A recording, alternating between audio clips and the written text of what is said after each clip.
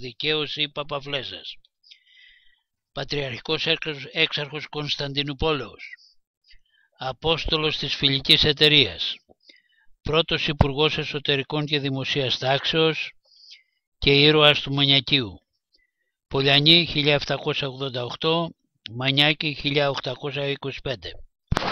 Μετά το θάνατό του η λαϊκή μούσα συνέταξε το λαϊκό τραγούδι.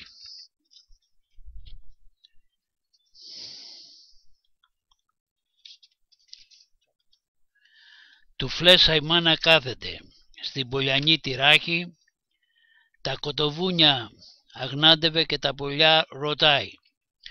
Πουλάκια μου, αηδονάκια μου, που έρχεστε στον αέρα, μην είδατε το στρατηγό, το Φλέσα αρχιμανδρίτη. Στα κοτοβούνια πέρασε και στα σουλιμοχώρια και παλικάρια μάζωνε όλους κοτοβουνίσιους. Τα μάζοξε, τα σύναξε, τα έκαμε 3.000. Κάθονταν και τα ορμήνευε σαν μάνα σαν πατέρας. Εμπρός, εμπρός μωρέ παιδιά, στο Νιόκαστρο να πάμε. Να κάνουμε έναν πόλεμο με τους τραβαραπάδες. Κι αν δεν σας δείσω μάλαμα, Φλέσα να μη με πούνε. Και ο Κεφάλας το έλεγε και ο Κεφάλας λέγει. Του μισηριού η αραπιά στο Νιόκαστρο είναι αφερμένη. Σιώπα Κεφάλα μην το λες και μην το κουβεντιάζεις, να μην τα ακούσει δίκησης, λουφέδες δεν μας στείλει. Να μην τα ακούσουν τα παιδιά, μαντάτι δεν ελθούνε, να μην τα ακούς τα παιδιά και τα λιγοκαρδίσεις. Ακόμη λόγος έστεκε και σιτιχιά κρατιέται και η αραπιά τους έζωσε 200.000.